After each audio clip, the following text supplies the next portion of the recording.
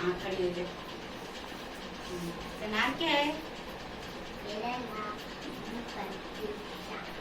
पिता का नाम? मेरे पिता के नाम नरेश कुमार। और माता का नाम?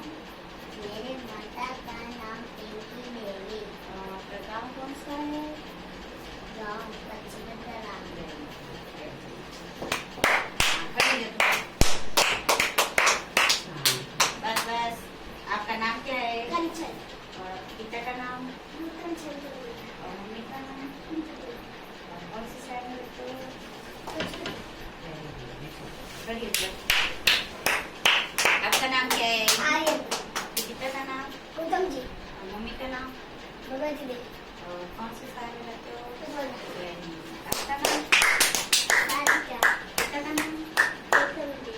और मम्मी का नाम? मधुनी। कौन सी साइड में रहते हो? पचमढ़ी। Very good.